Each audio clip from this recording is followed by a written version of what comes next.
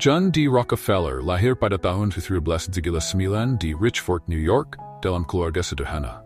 Ayahnya, William Rockefeller, adalah seorang penjual obat keliling yang sering bepergian, sementara ibunya, Eliza, adalah seorang wanita yang disiplin dan religius. Dari kecil, John sudah melihat dua cara pandang yang berbeda tentang hidup. Ayahnya mengajarkan bagaimana berdagang dan mencari keuntungan, sedangkan ibunya menanamkan nilai kerja keras, kesederhanaan, dan pentingnya menabung. Sejak kecil, John menunjukkan ketertarikan luar biasa pada uang dan bisnis. Ia selalu mencatat setiap koin yang didapat dan mulai memahami bagaimana uang bisa bertumbuh jika dikelola dengan baik. Sikap hemat dan kedisiplinan yang diajarkan ibunya membentuk karakternya, sementara ketajaman bisnis ayahnya membuatnya berpikir bahwa kesuksesan bisa diraih dengan strategi yang tepat. Di usia 16 tahun, ia mendapat pekerjaan pertamanya sebagai asisten akuntan di sebuah perusahaan perdagangan. Gajinya kecil, tapi pekerjaan ini memberinya wawasan tentang bagaimana keuangan bekerja, bagaimana uang mengalir masuk dan keluar dari bisnis, serta pentingnya investasi. Selama beberapa tahun bekerja, ia semakin yakin bahwa bekerja untuk orang lain bukanlah jalan menuju kebebasan finansial yang ia inginkan. Pada usia 20 tahun, Rockefeller mengambil keputusan besar dalam hidupnya. Bersama rekannya, Maurice Clark, ia mendirikan perusahaan kecil yang bergerak di perdagangan produk pertanian. Dengan modal hasil pinjaman, mereka mulai membeli dan menjual gandum serta daging. Bisnis ini berjalan cukup baik, tapi Rockefeller melihat sesuatu yang lebih besar. Tahun 1809, sumur minyak pertama di Amerika ditemukan di Pennsylvania.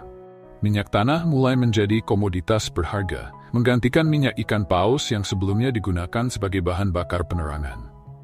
Banyak orang hanya melihatnya sebagai tren baru, tetapi Rockefeller melihat masa depan. Ia menyadari bahwa minyak bukan hanya sumber energi, tetapi juga peluang bisnis yang bisa dikelola secara lebih efisien. Di tengah bisnis pertanian yang masih berkembang, pikirannya terus dipenuhi dengan gambaran tentang industri minyak. Ia tidak hanya ingin terlibat dalam perdagangan minyak, tetapi juga mengendalikan seluruh prosesnya, mulai dari ekstraksi hingga distribusi. Dengan pola pikir ini, ia membuat keputusan terbesar dalam hidupnya, meninggalkan bisnis pertanian dan beralih ke industri minyak.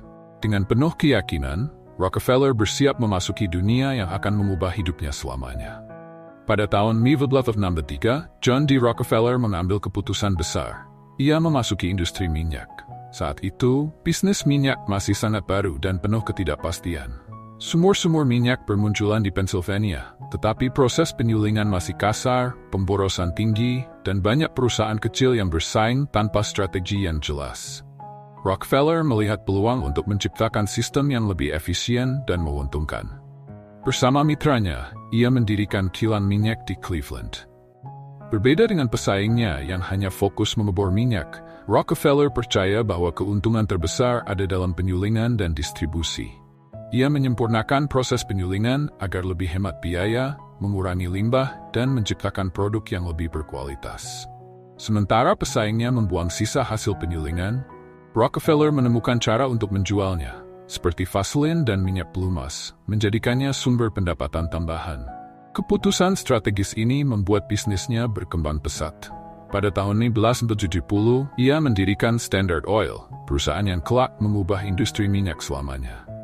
Rockefeller tidak hanya ingin sukses, ia ingin menguasai pasar. Ia percaya bahwa persaingan yang tidak terkendali hanya menciptakan ketidakstabilan dan pemborosan. Maka, ia mulai membeli kilang-kilang kecil dan menggabungkannya ke dalam Standard Oil. Jika ada pemilik kilang yang menolak menjual bisnisnya, Rockefeller menurunkan harga minyaknya hingga mereka tidak mampu bertahan. Begitu pesaingnya bangkrut, ia membeli aset mereka dengan harga murah. Salah satu strategi paling kontroversial yang ia gunakan adalah kesepakatan rahasia dengan perusahaan kereta api. Ia menegosiasikan tarif pengiriman minyak yang lebih rendah dibanding pesaingnya, memberi Standard Oil keuntungan besar dalam distribusi. Dengan biaya pengiriman yang lebih murah, ia bisa menjual minyaknya dengan harga lebih rendah dari pesaing, sekaligus tetap mendapatkan keuntungan lebih besar.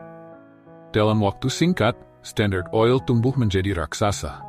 Pada tahun 1980-an, perusahaan ini menguasai sekitar 90% industri minyak di Amerika Serikat. Rockefeller tidak hanya mengendalikan penyulingan minyak, tetapi juga distribusi, transportasi, dan bahkan pengecerannya. Namun, di balik kesuksesannya, banyak orang mulai melihat Rockefeller sebagai sosok yang menakutkan. Metodenya yang agresif membuat banyak pengusaha minyak lainnya bangkrut. Beberapa menyebutnya jenius bisnis, sementara yang lain menganggapnya sebagai tiran yang rakus. Tekanan dari publik dan pemerintah mulai meningkat. Para pesaingnya yang tersingkir mulai bersuara, menyebut Standard Oil sebagai monopoli yang tidak adil. Artikel-artikel di surat kabar mulai mengecam Rockefeller sebagai simbol dari keserakahan korporat. Puncaknya terjadi ketika pemerintah mulai menginvestigasi Standard Oil atas dugaan praktik monopoli. Tahun 1890, Kongres AS mengesahkan Sherman Antitrust Act, undang-undang yang bertujuan untuk membatasi kekuatan monopoli perusahaan besar. Meskipun pada awalnya Standard Oil tetap bertahan, tekanan terus meningkat. Pada suatu pagi, Rockefeller menerima sebuah surat dari pengadilan. Isinya jelas. Standard Oil sedang diselidiki oleh pemerintah AS, dan masa kejayaan monopoli minyaknya mungkin akan segera berakhir. Pada awal Sri Semadahaduan, tekanan terhadap Standard Oil semakin kuat. Pemerintah AS yang sebelumnya membiarkan perusahaan besar berkembang tanpa batas, mulai melihat dampak negatif dari monopoli. Standard Oil dianggap terlalu dominan, menekan persaingan, dan mengendalikan harga minyak secara sepihak. Tahun 1906, pemerintah resmi menggugat Standard Oil dengan tuduhan melanggar Sherman Antitrust Act, undang-undang yang melarang monopoli dan praktik bisnis tidak adil.